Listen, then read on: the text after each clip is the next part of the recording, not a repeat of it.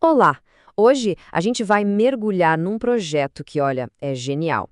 Ele ataca um problema que está bem debaixo do nosso nariz, literalmente, nas ruas do Rio de Janeiro, as calçadas. É uma daquelas coisas que afetam a vida de todo mundo, todos os dias, mas que raramente a gente para pensar em como poderiam ser, bem, melhores. Então vamos juntos entender essa proposta. E, para começar, vamos direto ao ponto com essa frase do material original que é bem forte. O resultado envergonha os cariocas. Uau! Isso já dá o tom da conversa, né? A gente não está falando de um pequeno incômodo aqui. A situação é descrita como uma verdadeira fonte de vergonha para os moradores da cidade. Então, o que está acontecendo? Basicamente, o design das calçadas da cidade falha na sua função mais essencial. Pensa bem, elas são feitas para a gente andar, certo? Mas estão cheias de obstáculos inúteis, como essas jardineiras, e o piso é totalmente inadequado. E o ponto aqui não é só estético, não é só se é bonito ou feio. É uma falha fundamental de planejamento urbano que acaba impactando a circulação, a segurança e até o meio ambiente da cidade. Certo. Agora vamos detalhar um pouco mais esse diagnóstico. O projeto identifica basicamente três grandes obstáculos que transformam o que deveria ser uma simples caminhada numa verdadeira corrida de obstáculos. E o primeiro obstáculo? As tais jardineiras, sabe? Aqueles canteiros de concreto no meio do caminho. A intenção talvez até tenha sido boa, de colocar um pouco de verde, mas a execução, nossa. Elas são simplesmente colocadas no meio do caminho, ignorando a função mais básica de uma calçada, que é ter um caminho livre para as pessoas andarem. E os problemas não param por aí. Elas bloqueiam o caminho, claro, mas também acumulam o lixo e são super difíceis de limpar. Muitas vezes, as plantas escolhidas são espinhosas, agressivas. E para piorar, as pessoas acabam colocando umas cercas improvisadas, bem feias, para proteger essas plantas. É impressionante como um único erro de design pode gerar tantos problemas em cascata. Um verdadeiro efeito dominó. O segundo obstáculo são as golas das árvores.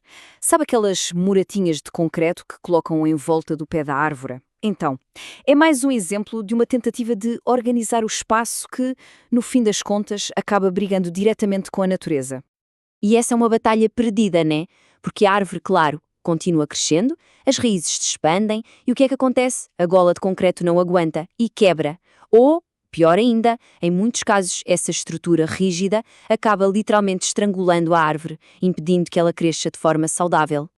E chegamos ao terceiro problema, que talvez seja o mais grave de todos: o pavimento impermeável. Ou seja, o próprio piso da calçada. A maioria é simplesmente selada com concreto, um material que não deixa a água passar de jeito nenhum. E quais são as consequências disso? Bem, primeiro, o solo embaixo fica completamente privado de ar e água que são essenciais. Isso causa um estresse enorme nas árvores, que forçam suas raízes para cima em busca de ar e água e acabam quebrando todo o pavimento. E pensando na cidade como um todo, isso agrava demais as enchentes. Se a água da chuva não consegue ser absorvida pelo chão, ela corre toda para a rua e o resultado a gente já conhece. Ok, já vimos o diagnóstico completo do problema. Agora vamos virar a página e conhecer a visão, a solução. E ela parte de um conceito muito elegante e simples. E se a gente deixasse o chão respirar? E a estrela dessa solução é o chamado PPCG, que significa piso de paralelepípedos com grama. A ideia é a seguinte: em vez de cimento, os paralelepípedos são assentados sobre areia ou pó de pedra. Isso permite que a grama cresça nas frestinhas e, o mais importante, que a água consiga drenar através do piso. O grande segredo é justamente a ausência daquela argamassa que sela tudo. E a beleza dessa abordagem é que ela não resolve só um problema. Ela traz um pacote completo de benefícios. O projeto chega a falar numa vantagem sextupla. É isso mesmo, 6 vantagens. Primeiro, é permeável, como a gente viu. Com isso, dispensa a necessidade de ralos e também de caimentos, aquelas inclinações na calçada.